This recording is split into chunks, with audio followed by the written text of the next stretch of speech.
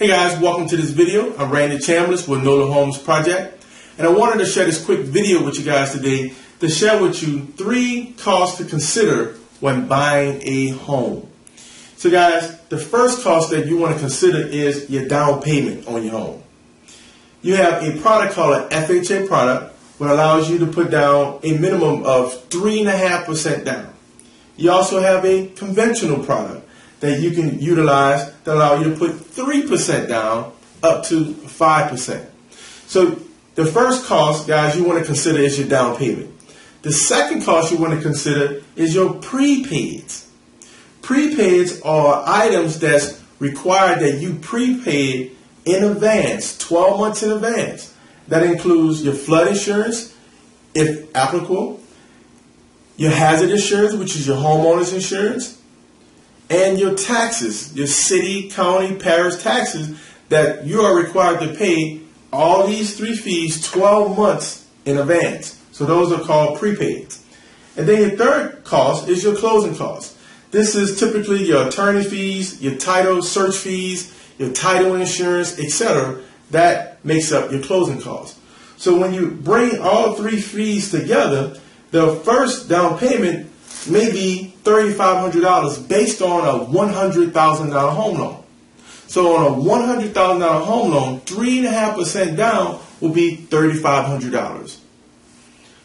Your prepaids, let's say your flood insurance is $1,000. Your hazard insurance or homeowner's insurance is $2,000. And your taxes for the parish, city, or county may be $1,500. So when you add all 3 of those up, that's $4,500.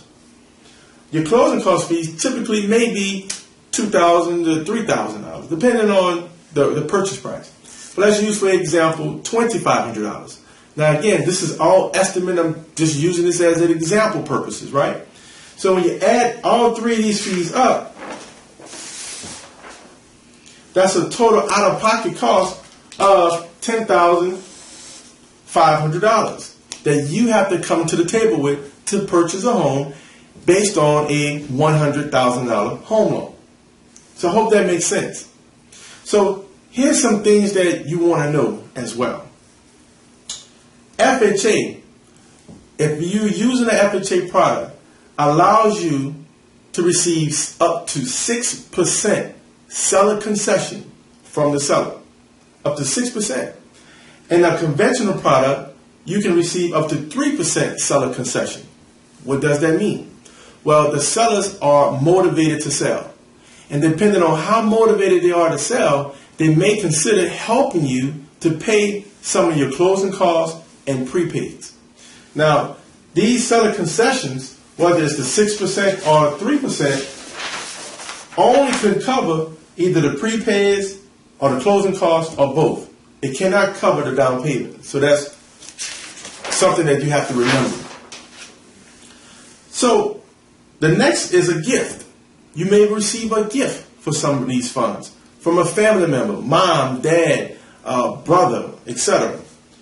An IRA account. You can use a portion of your retirement plan, IRA account, and it won't give you that big hit because they won't penalize you because you're buying your first home. I'm not a CPA. Talk to your CPA about it, but that's the guidelines as of this video. Also, down payment assistance programs. There's different down payment assistance programs that can help you to cover some of the costs. So let's break these things down. So again, $10,500 based on a $100,000 home loan is going to be what you're going to be required to bring to the closing table when you go and close on a home. Let's assume that you receive 6% from the seller. So $100,000 times 6%, that's $6,000, guys, that you can receive from the seller. Now, this is not something that's mandatory. The seller does not have to do that. That's strictly up to them. But if you receive the $6,000, and we see this happen a lot in our community, right? $6,000, guys, you take the $10,500 that you owe minus the $6,000. So all you have to bring to the table, guys, is $4,500. $4,500. That's what you could bring to the table. So if you have it in your bank account, great. If you have it in your IRA account, great. If you're going to receive a gift from a family member, great. you have it covered.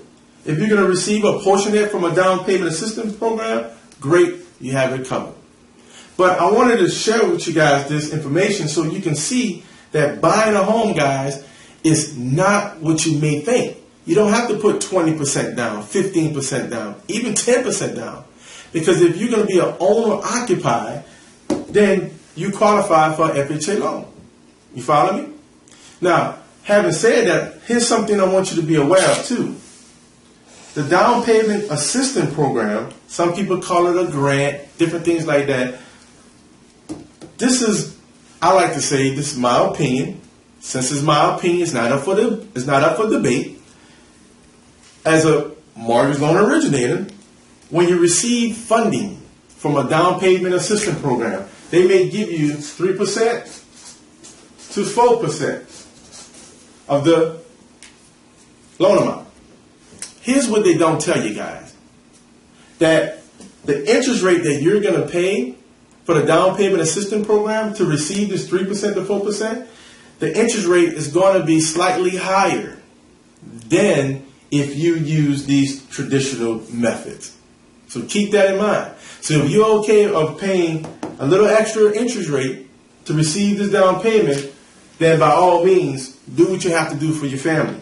But just know you're going to be paying a little bit more interest rate. Now, when you're locked into a 30-year fixed loan, that interest rate is going to be locked in for that time period. And then in 3 years, 4 years, you may say, well, I would just refinance, Randy. But typically when you refinance, you're going to have, at minimum, closing costs. We already determined closing cost fees may be $2,500 up to $3,000. So just consider that.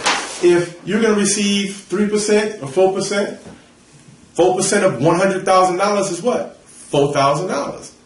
So if you're willing to take the down payment assistance, maybe get the $4,000, take a higher interest rate, you just know you're going to be locked in there for the terms. So if you guys have any questions, feel free to comment, share this video, contact my office. We're here to help. So the next video, guys, I'll see you over the top. Take care.